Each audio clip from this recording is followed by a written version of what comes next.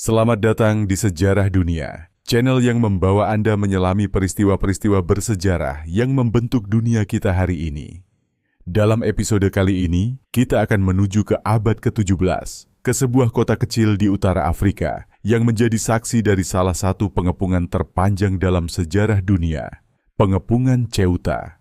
Selama 33 tahun, kota ini menjadi medan perang sengit antara Kekaisaran Spanyol dan Kesultanan Maroko. Apa yang membuat Ceuta begitu penting? Bagaimana strategi kedua belah pihak? Dan bagaimana konflik ini mengubah peta kekuatan di kawasan Mediterania? Simak kisah lengkapnya di video ini. Sejarah bukan hanya cerita masa lalu, tapi juga pelajaran untuk masa depan. Mari kita mulai.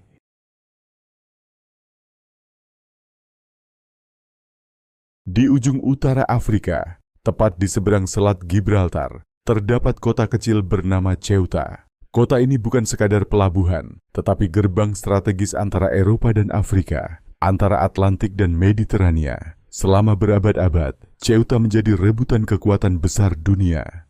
Pada tahun 1415, Portugal menaklukkan Ceuta, menandai dimulainya era kolonial di kawasan ini.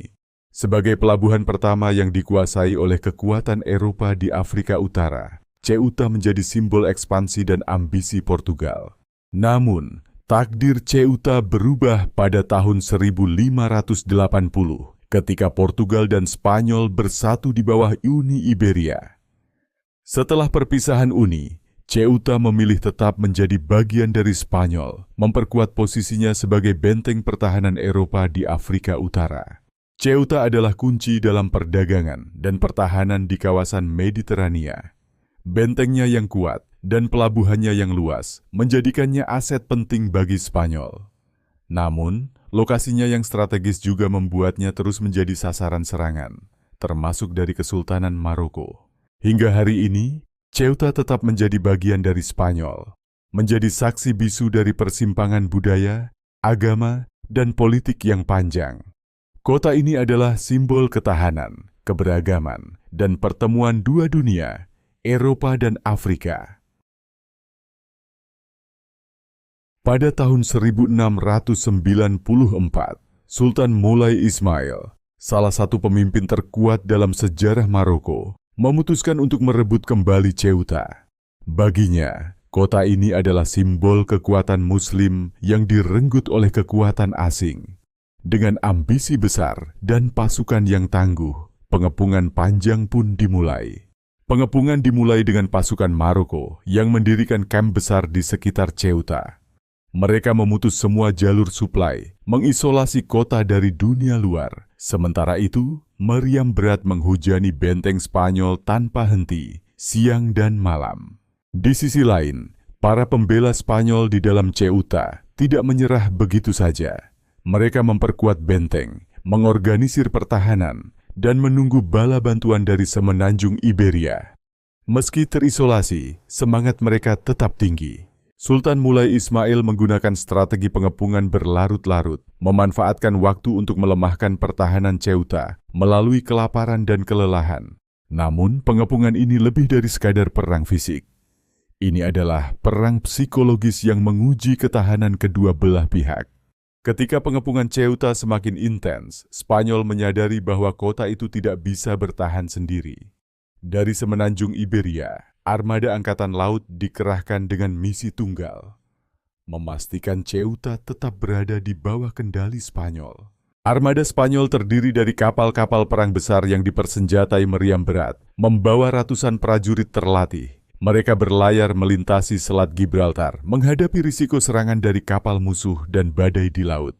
Di laut, pasukan Maroko mencoba menghalangi bantuan ini dengan serangan kapal-kapal kecil mereka. Namun, armada Spanyol yang unggul dalam teknologi dan jumlah berhasil mematahkan serangan tersebut, membuka jalan menuju Ceuta. Di laut, pasukan Maroko mencoba menghalangi bantuan ini dengan serangan kapal-kapal kecil mereka. Namun, armada Spanyol yang unggul dalam teknologi dan jumlah berhasil mematahkan serangan tersebut, membuka jalan menuju Ceuta. Dengan bantuan dari semenanjung Iberia, Ceuta mampu bertahan dari pengepungan yang panjang. Armada Laut Spanyol tidak hanya membawa bala bantuan, tetapi juga memberi pesan kuat. Kota ini akan dipertahankan dengan segala daya.